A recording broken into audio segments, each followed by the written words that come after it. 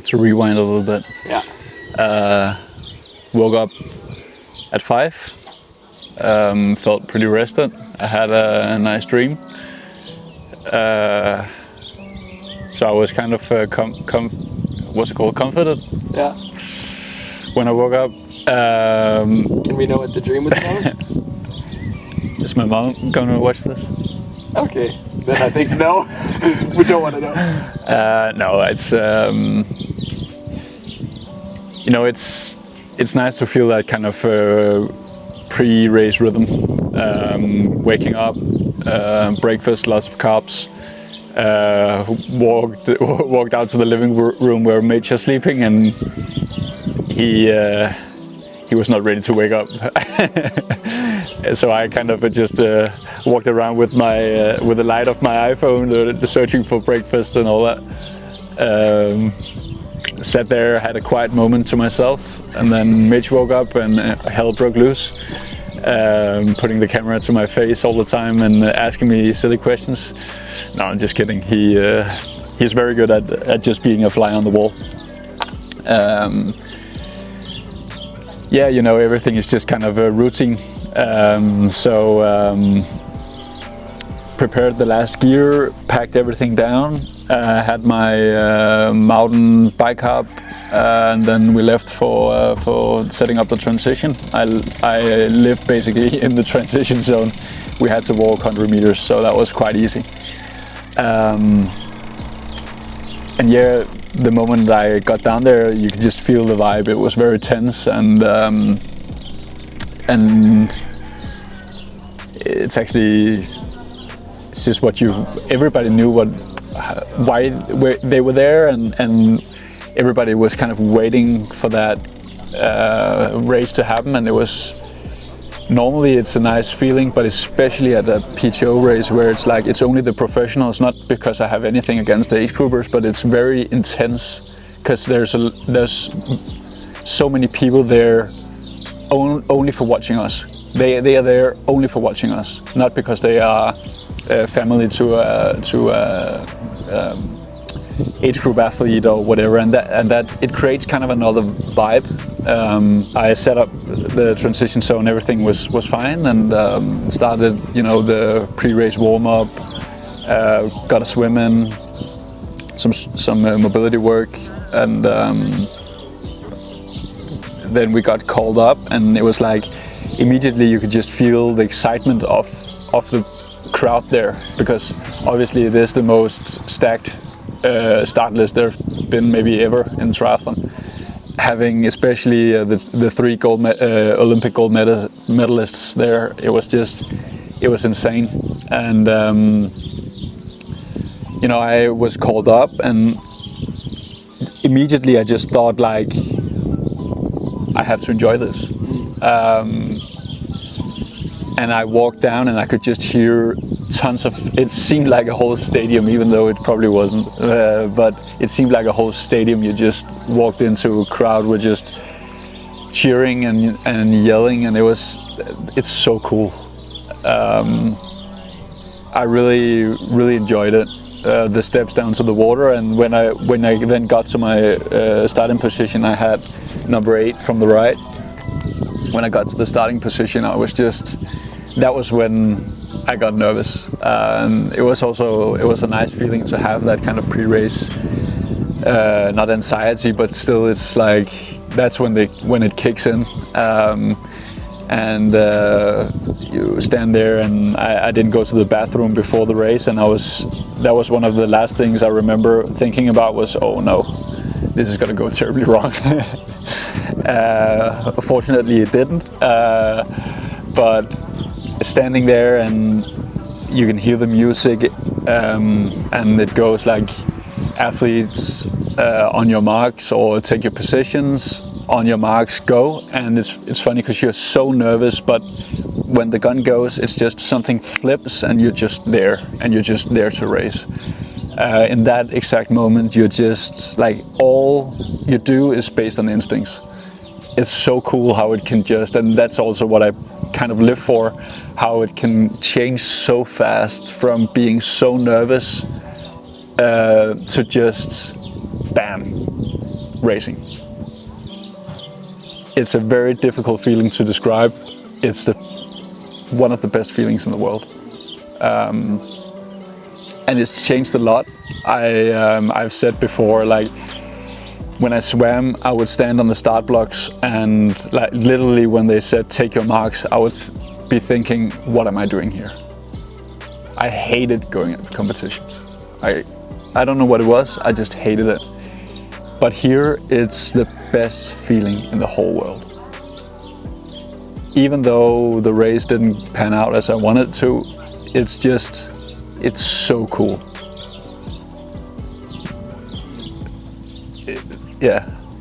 It's difficult to put any other words on it. Yeah. The gun goes, and the swim speed or the takeoff speed was just insane. Found myself in the first pack, and the pace was on.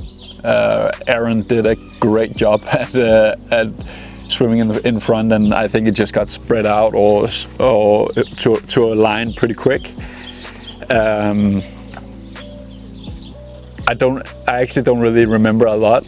I think I was just very much in the here and now, and like thinking of, my focus points. How do I swim faster, and what do I have to do in the exact moment, and just did that. Got up on the bike. There was a bit of traffic in T2 and T1, and I effed up the transition a little bit because I couldn't get my feet into the shoes. So that's one of the main takeaways. I have to practice transitions, not the actual transition, because that was actually okay, decent, but the fact like getting quick into the shoes and just off, because that's just an area where I can make huge improvements, because I can see that's where the separation also happens very fast, because the other guys just rode away, and I just couldn't follow because I lost valuable seconds there. Found myself in a group with Florian Angert, and like we've done so many times before, and tried to work together to keep the pace high. And it's a very difficult situation to be in, to be honest, because I'm there to do well, and I'm there to fight for the podium, and at that moment it's very difficult to keep a positive mindset of just you have your tasks you have to do, and be present in the moment, and not act out of feelings or emotions, but act out of tasks. I did that pretty well, but it's just difficult. Then Magnus and Blumfeld came by, and sat with those guys for 3/3 of a lap, and then Magnus put on the turbo, and I just couldn't stay with him. So I'm clearly just lacking like raw power, high power on the bike. And that's just difficult. It's difficult to feel like a piece of shit when you ride a bike. That's not fun at all. So that's one thing we're gonna continue work on. And then got into T2. I think 3 or 4 minutes down on the leaders, and of course that's not a position I want to be in. But I did what I could, like started running just as fast as possible. It's exactly 1 hour you kind of have to run, so it is just basically. I feel it's kind of easy to gauge, because it's just you have 1 hour and you have to be as quick as possible. And I feel like I did a pretty good job at pacing that one. I think I ended up having like the 4th or 3rd fastest run split, so that's decent. But it was like I had those guys where we ran 6 laps, and you could always see where the other guys were. So I really think they did a great job in choosing the run course, because for the first time you actually felt like you were racing each other, because it was so intense. you had so many people along the run course as well, which were just create a great atmosphere, and also people who were just on vacation and not looking into triathlon, they came to the city center and cheered for us as well. And I hope that's some stuff we can bring to future races as well, to create that kind of interest for triathlon, because it's just fun to race in a hyped atmosphere. Normally we just run around in some have a transition zone on a parking lot, or we've tried so many sketchy things, where here you're not alone at all, and both have their, of course it's not fun to run on a highway on Hawaii, but it also does something to you mentally, where this is a whole other experience, and I think it's fun to have both. Do you think that this run and the way the run track was set up, where you could see your competitors so often, do you think that gave you extra motivation in order to have such a good run? Definitely, because you could see every time we crossed each other, if you gained time on the competitors, or how they were looking, if they were struggling, and so a lot of poker games were on, and yeah, it's just fun to experience stuff like that. And definitely, of course, even though especially Magnus and Blumenfeld, I met them kind of the same place every time, so every lap was like, I just want to run faster than those guys. So it also creates, even though I was not there completely, it still creates some kind of motivation, because you wanna beat them. Oh, so I had a sprint finish with Ben Canute.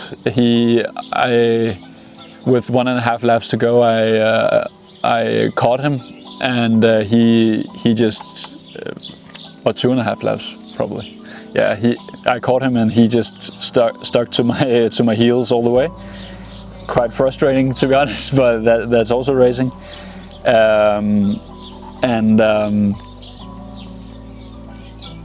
It ended up like we just caught, it was cool because I was like, I caught Ben as the first one actually, and then I caught Aaron Royal, Tom Bishop, and then just 1K to the finish I caught Kyle. And it's funny how things can change, not because I don't hate the other guys, but it's like, oh fuck him, I'm gonna fucking kill him, I'm gonna catch him and run just straight through him. And then I got to Kyle, and it kind of changed a little bit, because I could see when I kind of passed him, and I could look in his facial expression that he was completely effed, like he was really fucked.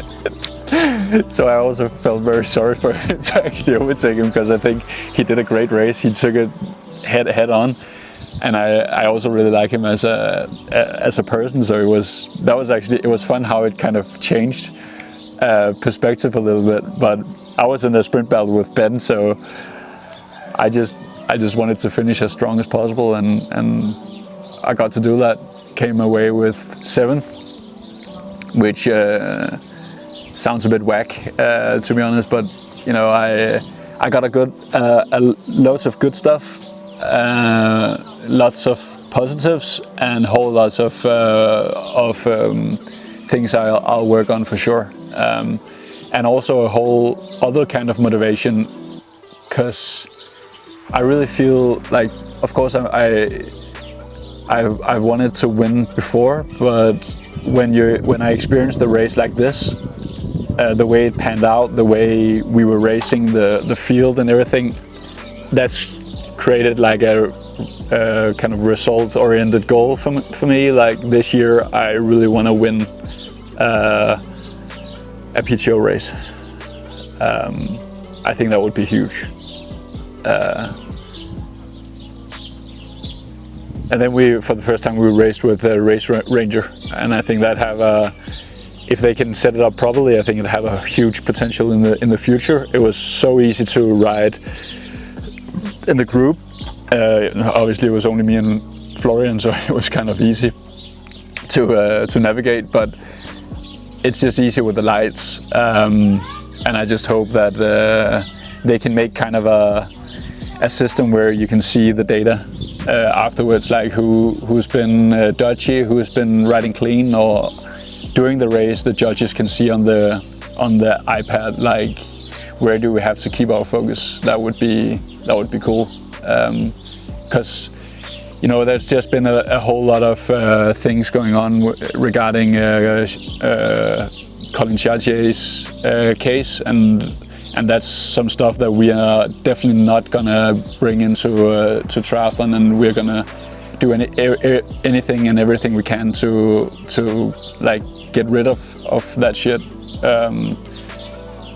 But at the same time, we also have drafting as a huge thing in triathlon, and that's also something we have, like it's a current problem, and we have to solve it. And I think, if you say as a rule of thumb that I think it's like 10% is increase in performance with doping or whatever. If that's the case, that's a lot, but drafting is way more. And that also tampers with the result list and the podiums. So I think we just need transparency in both areas, and for both doping and for drafting. And Race Ranger can have the possibilities to actually give us all that data, so we can have a fair, clean race. What's next for you? Where are you headed? And what's your next race? So right now we are in a fantastic place with Canyon. We've done a game of and you can watch that in another YouTube video coming up on the Canyon YouTube site. Tonight we're gonna go out and party hard, and then tomorrow I'm gonna be on a plane back to Denmark, pack up my stuff, see my family, see some friends, have a good time, and then I'm gonna head to altitude camp for 5 weeks and absolutely smash myself to be ready for Challenge Roth. And also because I need to be in absolute peak shape, because there's not a lot of room between races. So the last couple of I did decent here, but I want to progress from now on, and I really think like a long stay in altitude can help, just to get my shit in place. That's basically it. So Samarits, here I come. You have to be prepared. I'm gonna fuck shit up. So now there's basically only one thing left to say. Please consider liking and subscribing to this guy's YouTube channel. This guy. Well, has 2 thumbs and has a YouTube channel. This guy. And a small plug for your own channel? Yeah, I can do that. Sure. I do actually have a video that's actually been fully shot for this race. Yeah, and there will be plenty of more, I guess, doing this season. It's a nice one. It's a nice channel, so head over and subscribe to Carl's channel. Yeah, we'll chuck it in the. I need to get Right my here. manager and my Where? subscribe here. In the bio. No, this guy is putting all the pressure on us to up our social media games because of this guy behind the camera. So thank you for that. I guess it's like everyone likes to see a bit of content around triathlon, and so we're all trying to do our best. Just as good as you do. Yeah, yours. you do. I just pay for it. So. Outsource. Yeah, true. I hope you liked the video. Feel free to like and subscribe. Keep calm, strike hard.